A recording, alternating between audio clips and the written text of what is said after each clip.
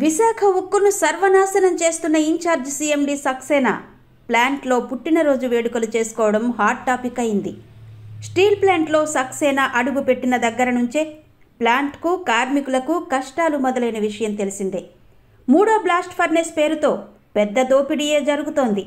అది కాకుండా 6,000 మంది కాంట్రాక్టు కార్మికుల్ని రోడ్డున పడేసిన ఘనత కూడా సక్సేనాదే. అలాగే 2,000 మంది రెగ్యులర్ ఉద్యోగులకు స్వచ్ఛంద పదవీ విరమణ ఇచ్చి బయటకు పంపేశారు.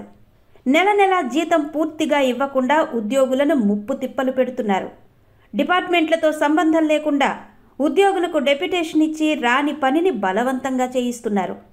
చౌక రకం ముడి సరుకులను అత్యధిక ధరలకు కొని నాసిరకం ఉక్కును ఉత్పత్తి చేయడమే కాకుండా ప్లాంట్పై పెనుభారాన్ని మోపుతున్నారు.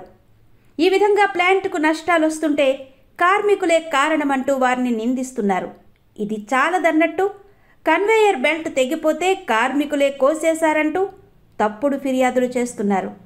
ఇంత దుర్మార్గంగా వ్యవహరిస్తున్న సక్సేనా తాను ఏదో ఘనకార్యం చేసినట్టు మంగళవారం ఉదయం ప్లాంట్లో కేక్ కట్ చేసి పుట్టినరోజు వేడుకల్ని చేసుకున్నారు. అయితే ఈ వేడుకలో ఫోటోలు వీడియోలు తీయడం నిషేధమని సక్సేనా ఆంక్షలు కూడా పెట్టారట. అంటే ఒక పక్క ఈ పరిస్థితుల్లో కేకులు కోయడం సమంజసం కాదు అన్న విషయం ఆయనకు తెలుసన్నమాట. అయినా ఈ కేకు విషయం బయటకొచ్చేసింది. కార్మికుల ఆకలి కేకలు వినిపించుకోకుండా ప్లాంట్లో కేకులు కట్ చేయడంపై విమర్శల వర్షం కురుస్తోంది.